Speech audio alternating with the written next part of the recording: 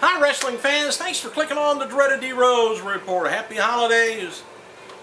Former WWE performer James Henry Neidhart, 55 years old, also known as Jim the Anvil Neidhart, made his first appearance in court this morning in Tampa, Florida to face 2 counts of possession of controlled substances with the intent to distribute, 2 counts of trafficking illegal drugs, 1 count of burglary and of an unoccupied dwelling, and 1 count in the 3rd degree of theft for property stolen between $300 and $5,000. His bond was set at $138,000.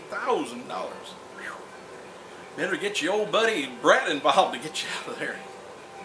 Anyway, Neidhart's arrest was covered by this morning's local news outlet, including WTVT TV down in Tampa Bay Online, I guess.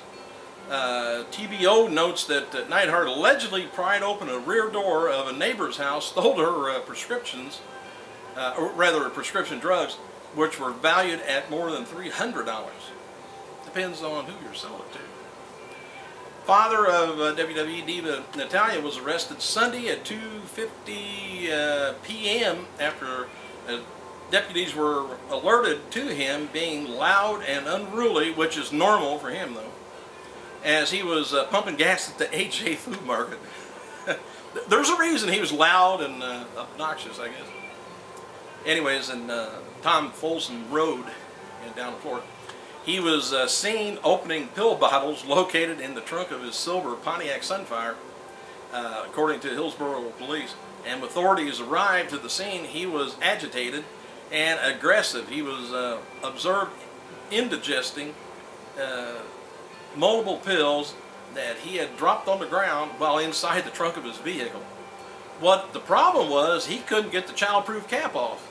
That was griping the crap out of it. Alright, but since we're on that kind of a road here, Jeff Hardy, by the way, due back in court on Thursday. This is in Superior Court, Moore County, Carthage, New Jersey, North Carolina.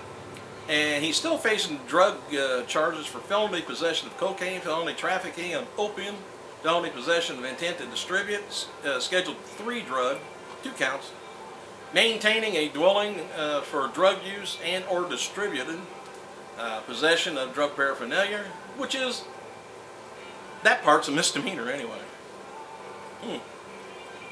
Oh, what's this world becoming?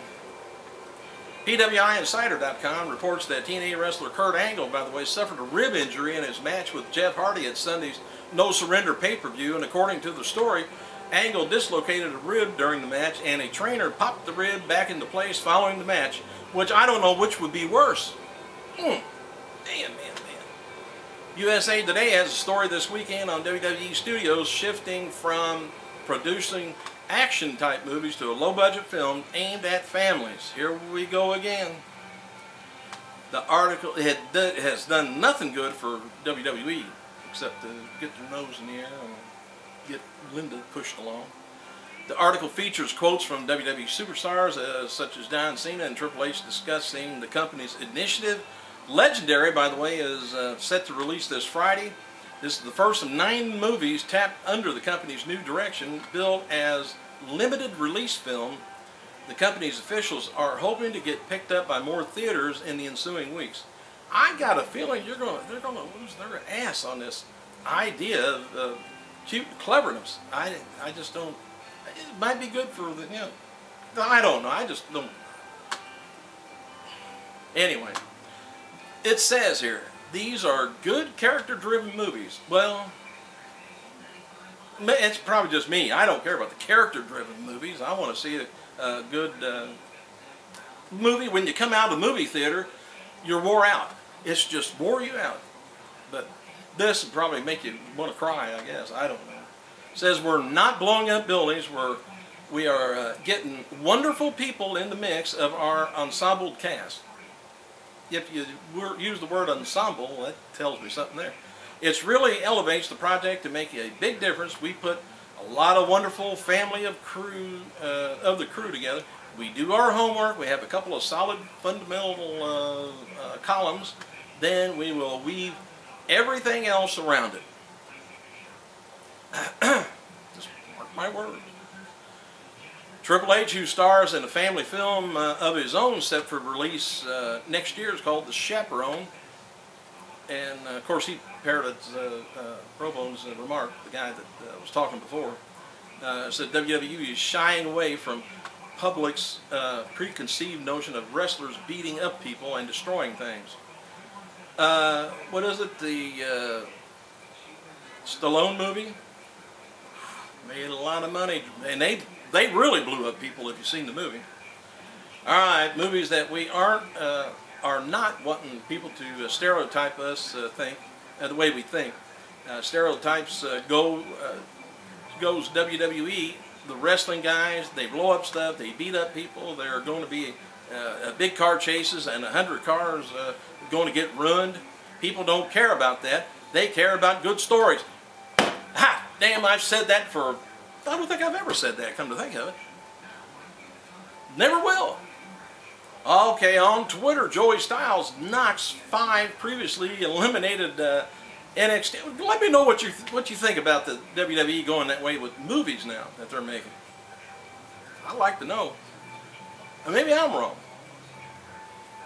Anyway, Joey Styles knocks the 5 previously eliminated NXT rookies for their show closing brawl the other night.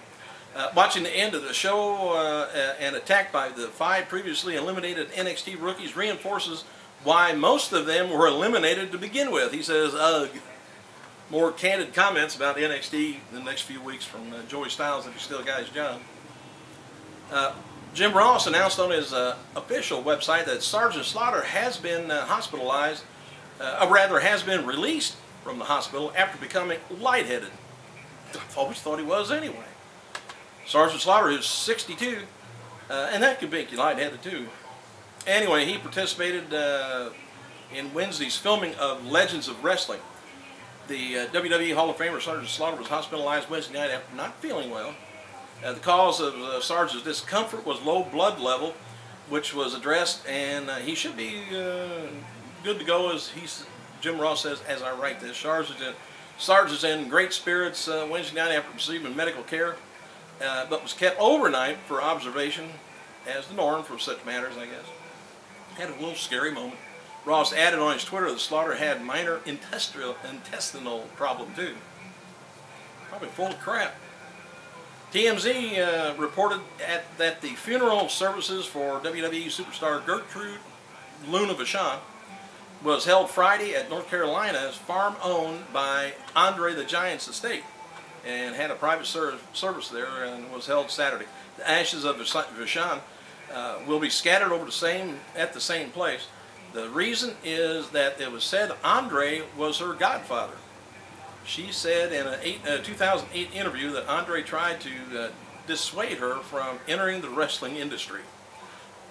Luna was found in her Florida home on August 27th, where authorities discovered crushed oxycodone pills and a snorting straw. Official cause of death hadn't been released yet.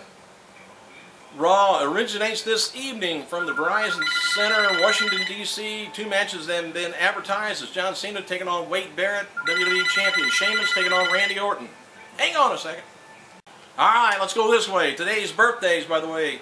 Cavill, WWE Season 2 winner, 1979. His birthday's today.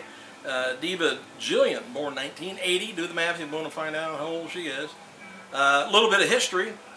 We got all of them's September 6th, 1992. Bobo Brazil was awarded the NWA Heavyweight Championship. He defeated previous champion Buddy Rogers on 8/18/62, but refused the title because Buddy Rogers had an injury. But the doctors ruled that that there was no injury to Buddy Rogers. This was listed as unofficial title change in TNA. It says TNA. NWA, I think they mean. 2004, Edge is forced to vacate the WWE Intercontinental title due to a groin injury. And I'm going to have to get off here, or YouTube will give me a groin injury for going over 10 minutes. Thanks for clicking. I got to go.